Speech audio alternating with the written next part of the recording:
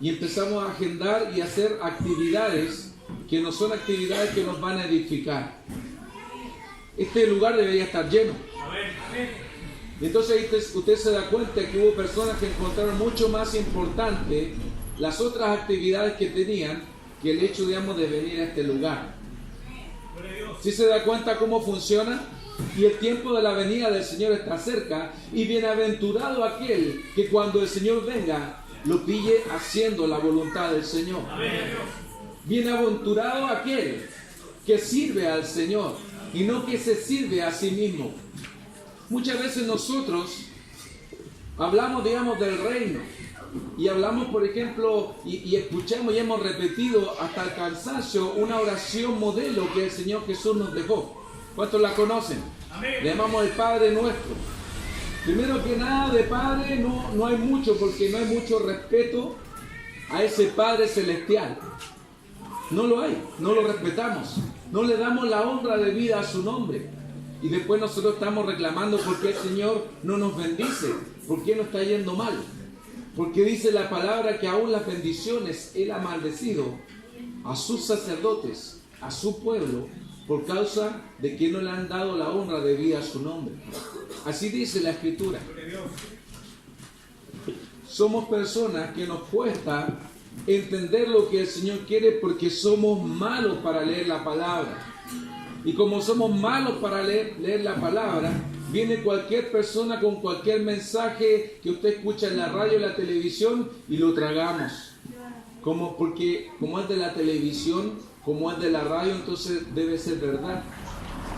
Y entonces la gente va por donde quiera, movido por todo viento de doctrinas falsas, doctrinas de demonios, de hombres que son apóstatas de la fe. ¿Sabe lo que es un apóstata? Un apóstata es una persona que estaba con nosotros, que vivía con nosotros, que alababa con nosotros, y luego se fue y empezó a hacer todo lo contrario, conociendo la verdad. Empezó a predicar contra la verdad y a hacer cosas contra la verdad y hacer que la gente se desvíe del camino. Eso es un apóstata. Y hay mucha gente hoy en día y predicadores famosos que están haciendo esto, y la iglesia no está al tanto porque la iglesia está dormida. Pero decimos que estamos listos para la venida del Señor, que estamos esperando la venida del Señor. Y aquí hay un ejemplo claro. Y anoche estábamos compartiendo y nos gozamos con mis hermanos de Limache, porque los hermanos de Limache pudimos compartir hasta como las 2 de la mañana. Y hablábamos acerca, digamos, de ciertas cosas. Y fíjese bien, hay una parábola de las 10 vírgenes, ¿la ha escuchado? Fíjese, vamos a hacer un paralelo entre estas 5 y las otras 5. Las 5 que eran sensatas y las 5 que eran insensatas. Primero que nada, las 5 sensatas eran vírgenes y las insensatas también. ¿Sí? Las 5 vírgenes tenían lámpara las sensatas, las insensatas también. ¿Ya? Las vírgenes sensatas tenían aceite en sus lámparas. Amén. Ojo. Y las insensatas también tenían. Amén. Cuando llegó la noche, las vírgenes sensatas pudieron encender sus lámparas. Amén. Y las insensatas también. Mire, en todo lo que hemos hablado no hay ninguna diferencia entre las sensatas y las insensatas. Son exactamente la misma persona. No hay ninguna diferencia. Lo único, digamos, que las hizo insensatas a estas otras es que después le empezó a faltar el aceite. Le empezó a faltar el aceite. Y las otras ya habían ido a comprar. Otra pregunta. ¿Las sensatas tenían dinero para comprar aceite? Sí, porque lo habían comprado. ¿Y las insensatas? También tenían dinero. También tenían recursos. No más que las otras se confiaron. Pensaron que les iba a alcanzar. Pensaron que cuando iba a llegar, que iba a ser fácil, que cuando llegaran no iban a tener que ir al pueblo a comprar aceite. Ellas pensaron que iba a ser fácil el Evangelio. Ellos pensaban que era fácil servir a Cristo. Ellas pensaban. Y ocuparon ese tiempo en otras cosas. Sin embargo, las vírgenes sensatas, porque eran sensatas, dijeron, no, vamos a caminar al pueblo. En ese tiempo no existían micros para ir al pueblo. No había ningún medio de locomoción, quizás Uber en ese tiempo tampoco existía, ¿verdad? Como un Uber carreta, una cosa así, ¿verdad? Y los llamaban y había una carreta y las llevaba al pueblo, ¿no?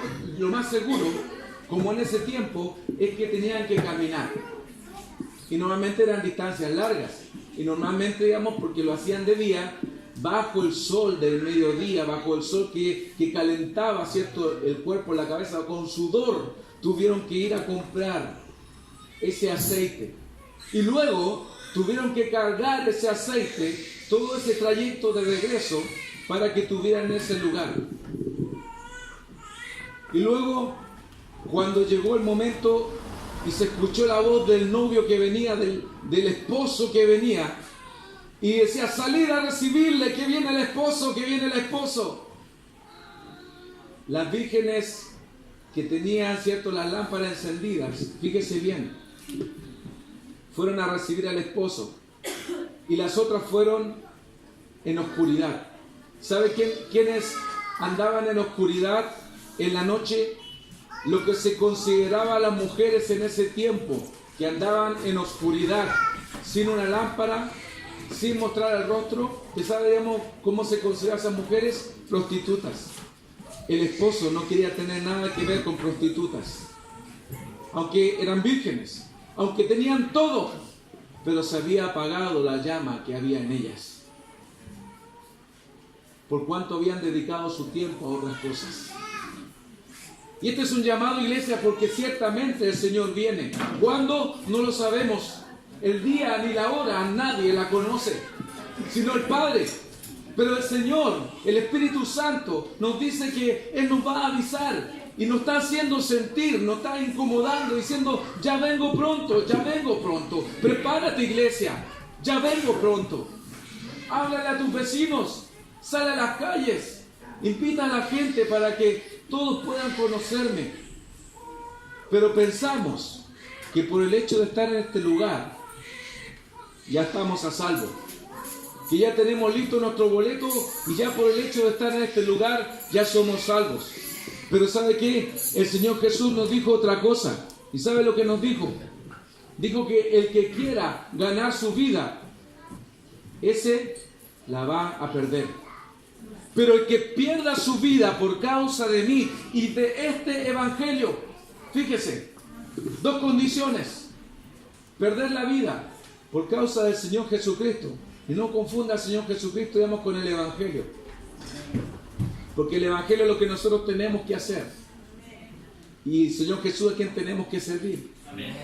¿Se da cuenta?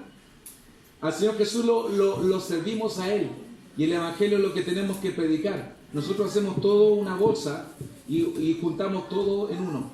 Juntamos todo en un paquete y pensamos que eso, digamos, es lo que agrada a Dios.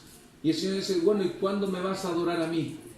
¿Cuándo me vas a alabar a mí? Te la pasas, digamos, predicando en las calles. ¿Y qué hay de mi intimidad? ¿Qué hay de cuando tú, digamos, te acercas a mí, te postras a mí, te derramas tu corazón en ese lugar y me sirves? ¿Tú piensas, digamos, que servir al pueblo de Dios es servirme a mí? Siempre y cuando el Señor te lo ordene, así es. Porque si lo hace a los más pequeños, por causa, digamos, que el Señor te lo está ordenando, ciertamente a Él se lo haces. Siempre y cuando Él te lo ordene. Pero si lo haces por tu propia cuenta, pues no hay recompensa. No hay recompensa. Me gusta mucho un ejemplo. Imagínense que usted, digamos, a su mujer, sabe, digamos, que le gustan los porotos. ¿A cuánto le gustan los porotos? Cuando yo era chico, se comía harto poroto, porque era barato. No se acuerda, digamos, de esos tiempos, digamos, que era bien barato comer poroto. Y se comía harto poroto, harta legumbre. Y a veces todos los días. Entonces, imagínense que usted a su esposo hoy en día, digamos, es como más caro, digamos, comer legumbres. Pero imagínense que usted a su esposo le hace porotos. Y llega su esposo y le dice, qué rico los porotos! ¿A usted cómo le quedan, sierva, los porotos? Muy rico. Yo imagino que sí. Yo comí, digamos, de la mano de la sierva, digamos, cazuela y un montón de cosas más. Y yo imagino que le quedan ricos. Pero imagínense que todos los días porotos. Y entonces dice, ¿qué le voy a hacer ahora a mi marido? Me dijo ayer y antes de ayer que me habían quedado ricos los porotos. Pues hoy día le voy a hacer porotos otra vez. Porque le gustan. Entonces llega el marido y dice, ¿qué me hiciste hoy día? Hoy ya va a ser diferente, pues ya llevo 3 días comiendo porotos, así que quizás el día me hace arroz. ¿Qué me hiciste? Poroto.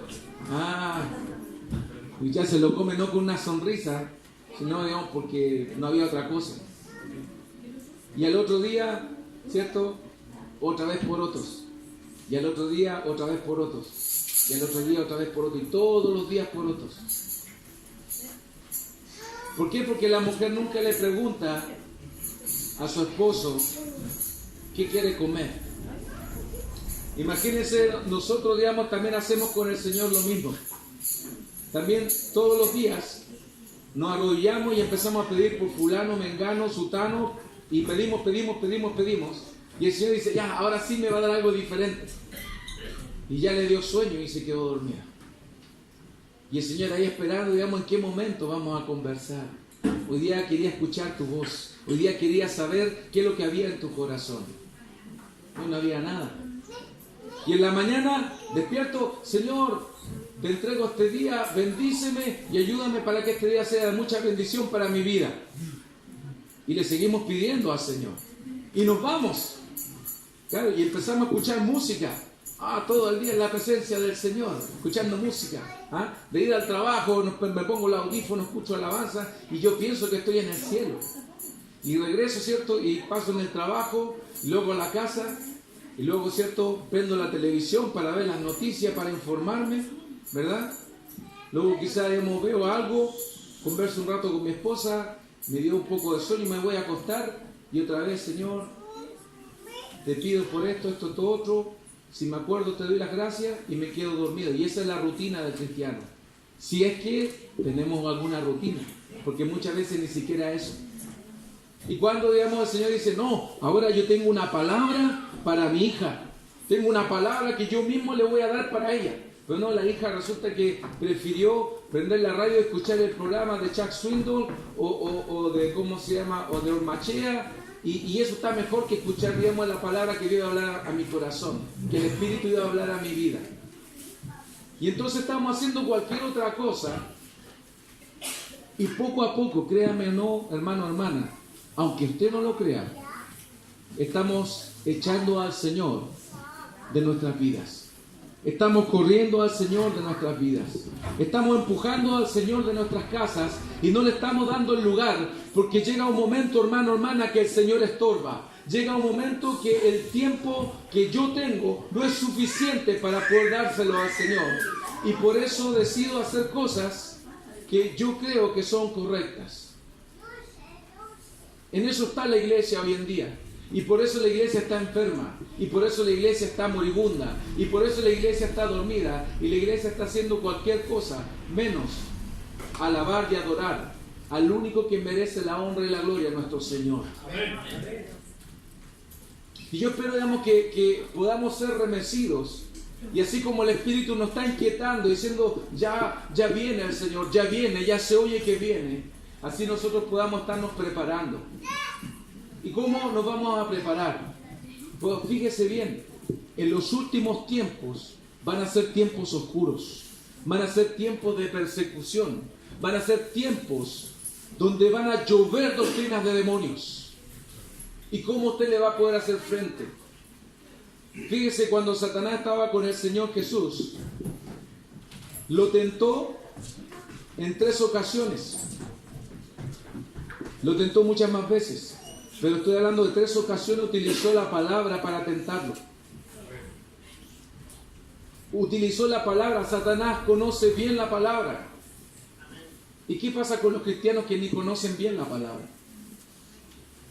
Como dice el refrán, el que no ora el diablo se lo devora.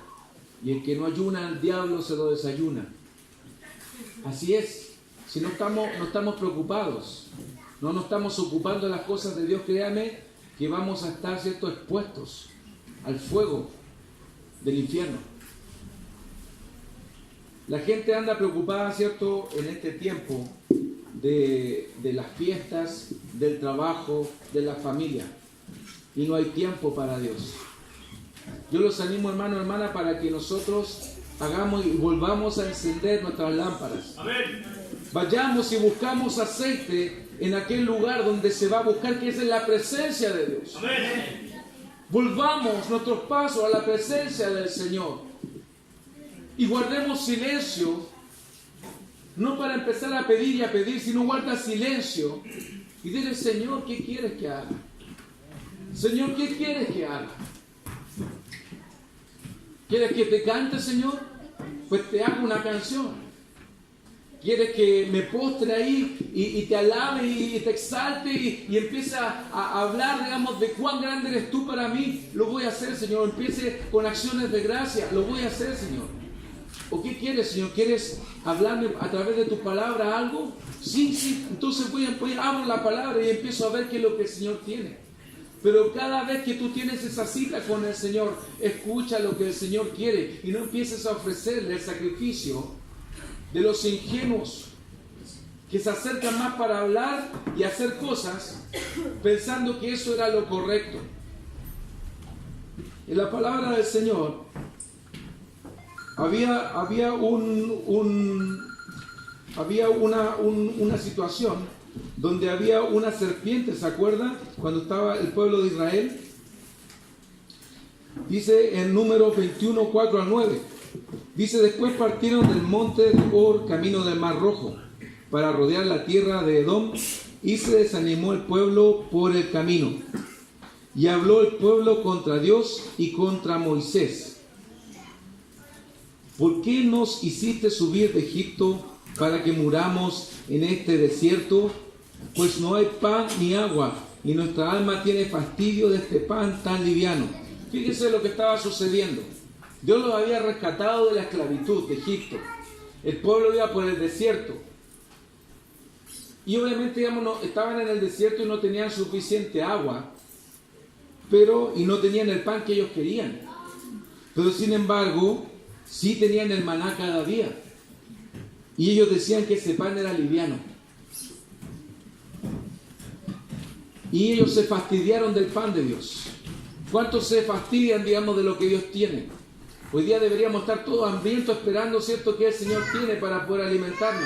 Pero muchos están fastidiados y dicen: ¿para qué voy a ir?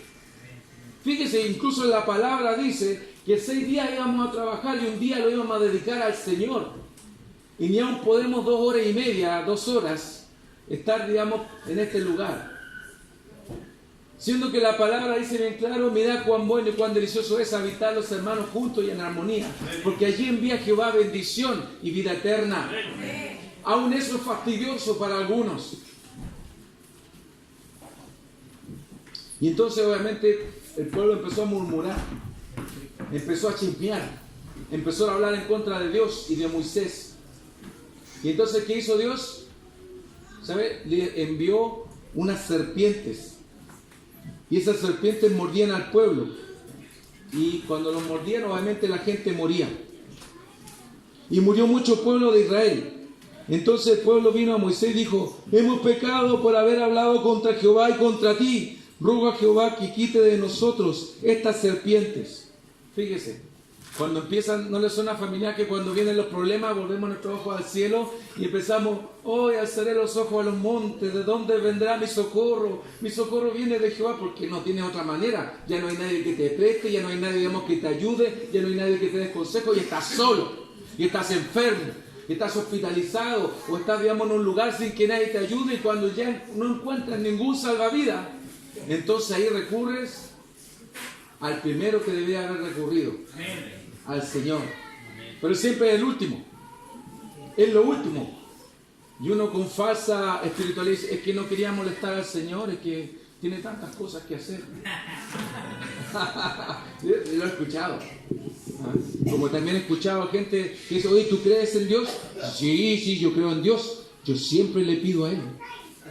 ¿Se ha escuchado eso? Que piensan, digamos, que la relación con Dios es pedirle. Y nosotros igual, si no estamos muy lejos, digamos, de eso. Porque nuestra relación, nos volvemos a Dios cuando necesitamos pedirle algo.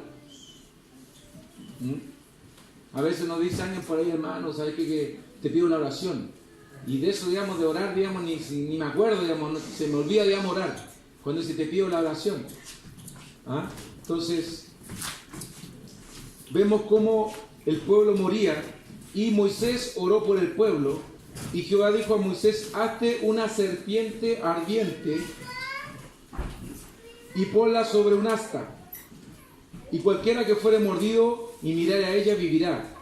Y Moisés hizo una serpiente de bronce y la puso sobre un asta, y cuando alguna serpiente mordía a alguno, miraba a la serpiente de bronce y vivía. Fíjese que esto, digamos, de la serpiente de bronce era algo de fe. Y nosotros vemos, digamos, en Juan, en el capítulo 3, que habla el Señor Jesús de que así también dijo el Hijo del Hombre, así como la serpiente de bronce fue alzada en el desierto, así el Hijo del Hombre necesita también ser alzado. Este era un reflejo de lo que Jesucristo iba a padecer. Porque cualquiera que fuere colgado en un madero era maldito. Y la serpiente fue maldita también el día, ¿cierto?, que hizo caer al hombre. Pero ese día, Jesucristo, que se había hecho maldito por cada uno de nosotros, al ser colgado en un madero y llevar el pecado de nosotros, en esa cruz, en ese momento, ¿cierto?, Él quebró y rompió la maldición. ¡Aleluya! Que era sobre nosotros, que era la condenación y la muerte. El Señor Jesús lo hizo. Por eso ese reflejo era para que la gente se recordara lo que había pasado en el Génesis, que se estaba cumpliendo en ese momento en la cruz del Calvario. Pero ¿sabe qué? A la gente como que no le importó mucho, porque luego que, claro, miraban a la serpiente, y el que miraba a la serpiente de bronce era sano. Pero ¿sabe qué? Aquel que mira al Señor Jesús, también el Señor lo sana. Amén. Ellos eran sanos de una muerte natural, pero aquel que mira al Señor Jesús es sano, ¿cierto?, de una muerte espiritual. Amén. No dejemos nunca de ver al Señor Jesús, de ver hacia dónde va y hacia dónde se dirige. Nuestros ojos puestos en el dador de la vida. Amén. Pero ¿sabe qué? Y uno dice, bueno, y al final, ¿qué pasó, digamos, con la serpiente? Que fue una pregunta que me hice yo un día. ¿Usted no se ha hecho esa pregunta? ¿Qué pasó con la serpiente? Quizás, digamos, la fundieron, hicieron algunos artefactos, hicieron espada, escudo. ¿Qué hicieron con la serpiente, digamos, después que ya la gente había sanado? Fíjese en el segundo libro de Reyes, en el capítulo 18, del versículo 1 al 4, dice, en el tercer año de Oseas, hijo de Ela, rey de Israel, comenzó a reinar Ezequías, hijo de Acaz, rey de Judá. Cuando comenzó a reinar, era de 25 años, y reinó en Jerusalén 29 años. El nombre de su madre fue Abi, hija de Zacarías. Hizo lo recto ante los ojos de Jehová, conforme a todas las cosas que había hecho David su padre. Dice, él quitó los lugares altos. Fíjese bien. Él quitó los lugares altos. ¿Sabe que en ese tiempo existía un templo? Existía un tabernáculo dentro de ese templo, y Dios había establecido ese lugar para que la gente fuera ahí a adorar. Pero ¿sabe qué? A la gente no le gustaba ir allá porque se fatigaban, se cansaban, porque tenían otras cosas que hacer. Entonces a ellos les resultaba fácil buscar un lugar alto, porque así ellos habían aprendido de los pueblos idólatras, y entonces se iban a esos lugares altos, buscaban un árbol frondoso, y ahí se ponían, ¿cierto?, entre comillas, a adorar a quien, digamos, ellos quisieran. Eso es lo que hacían. Y el rey Ezequías quitó los lugares altos, porque ¿sabe qué? Aparte de eso, empezaron a Poner luego imágenes de acera. Imágenes de acera. ¿Sabe que nosotros también hacemos lo mismo? No estamos tampoco tan lejos, digamos, que idólatras los del pueblo de Israel. Pero nosotros también, porque en la medida que nosotros quitamos algo de nuestra vida y empezamos a empujar al Señor, empezamos a llenar nuestra vida con otras cosas. Siempre es así. Cuando usted, digamos, saca al Señor, ocupa el tiempo de Dios, usted lo ocupa con otras cosas.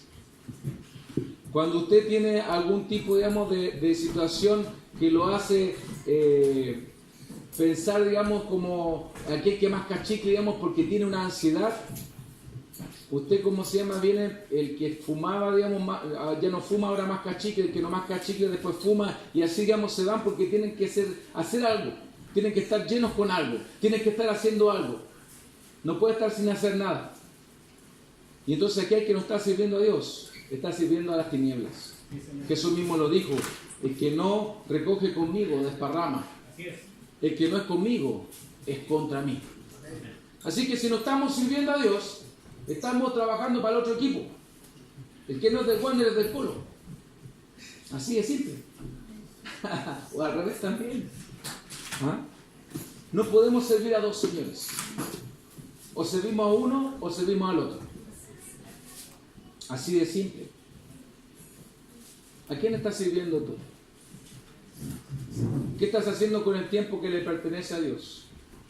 ¿Qué estás haciendo con las finanzas que le pertenecen a Dios?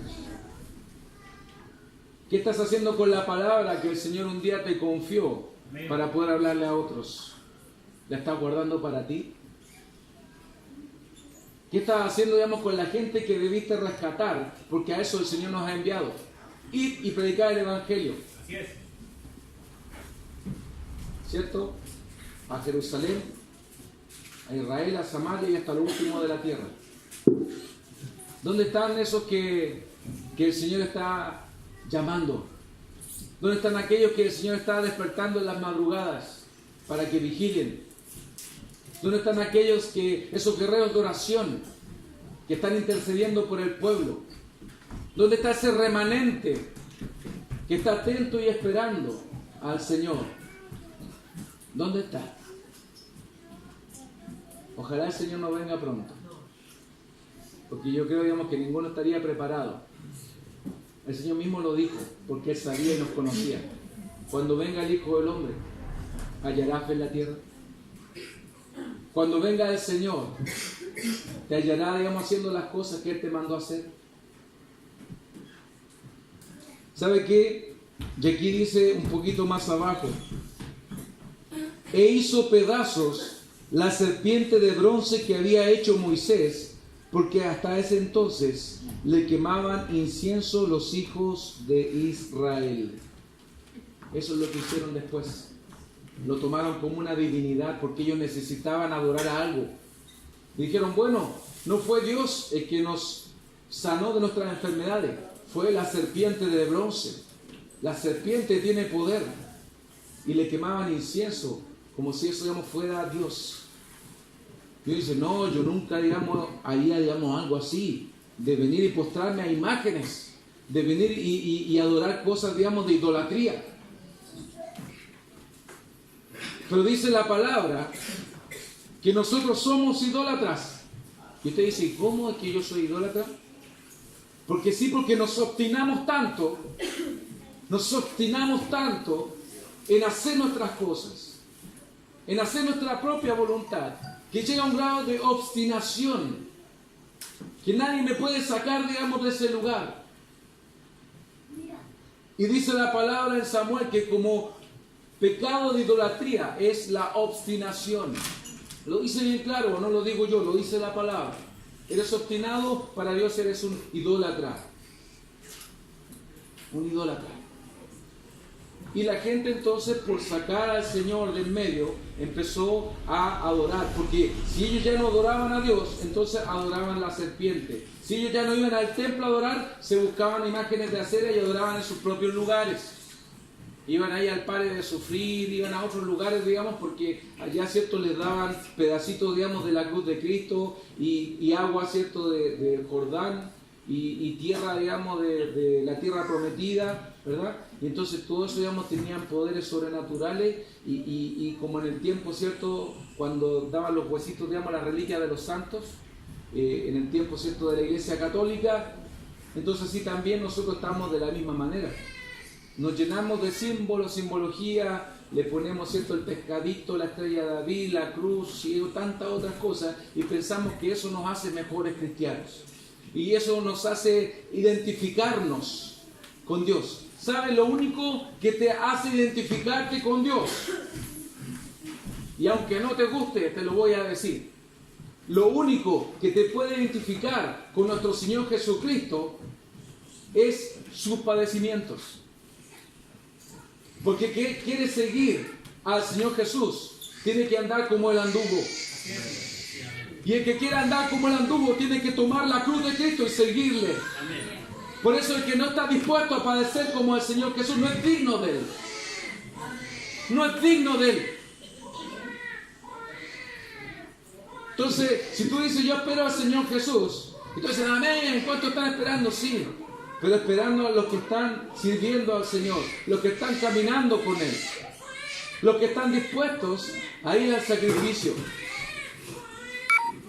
Yo me recuerdo de este testimonio, y con esto termino, de esta historia que cuentan de que hubieron unos misioneros galos que fueron a la India. Y estos misioneros galos que fueron a la India empezaron a predicar el Evangelio, y ahí era un pueblo muy peligroso.